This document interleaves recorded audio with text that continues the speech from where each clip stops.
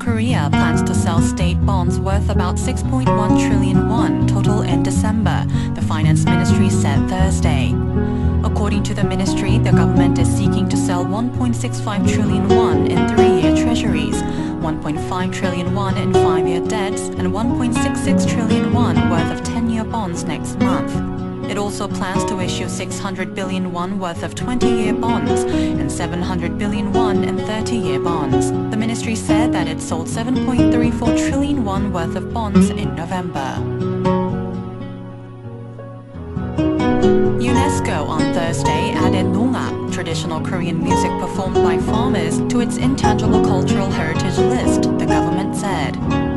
The music was inscribed as Intangible Cultural Heritage of Humanity during the 9th session of UNESCO's Intergovernmental Committee for the Safeguarding of the Intangible Cultural Heritage in Paris.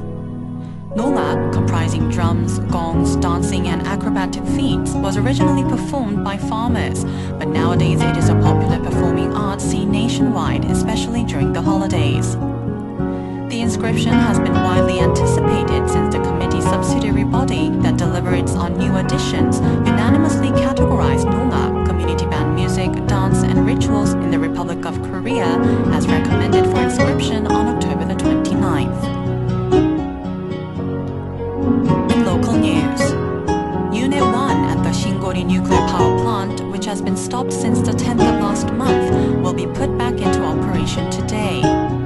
An official from the Nuclear Safety and Security Commission confirmed that the reverse power relay was malfunctioning and was shut down to protect the generator at Shingori Unit 1 and secure public safety.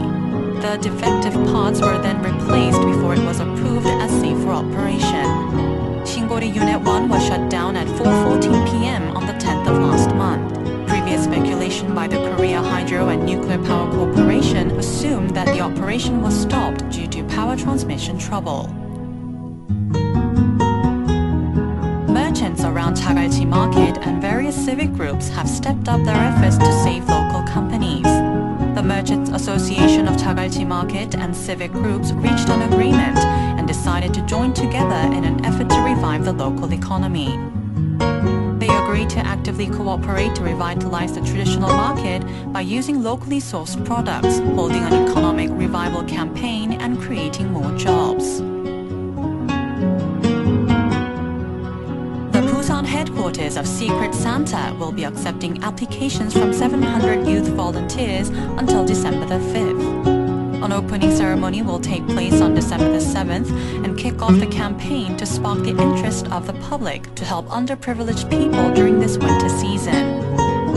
Volunteers will dress up in Santa Claus costumes and visit households of low incomes, single-parent families, the disabled and senior citizens who live alone from the 20th to the 25th to perform and give gifts. In international news, several major U.S. retailers, including Target, Macy's, Staples, and JCPenney, remained open on Thursday, hoping to attract keen shoppers on the Thanksgiving holiday. The move by shops to remain open on the holiday was met by resistance just a few years ago, but is now considered more acceptable. The Thanksgiving openings are one way retailers are trying to compete for Americans' holiday dollars. Traditionally, the day after Thanksgiving, known as Black Friday, was the focus of store sales, but increasingly this has crept into the holiday itself. And now for the weather. Morning skies will be cloudy in Busan, Ulsan and Gyeongnam, with the southern Gyeongnam area expecting light rain in the morning. Rain showers will gradually spread across the region in the afternoon and stop by the evening, so please take precautions on traffic safety. The finest concentration level will be normal. Waves will rise from 0.5 to 2 meters in the seas. The daytime high in Busan will be 17 degrees Celsius. It is currently 9 degrees here in Busan. That's all for this hour's news, and thank you for joining us. Now you're listening to Busan EFM.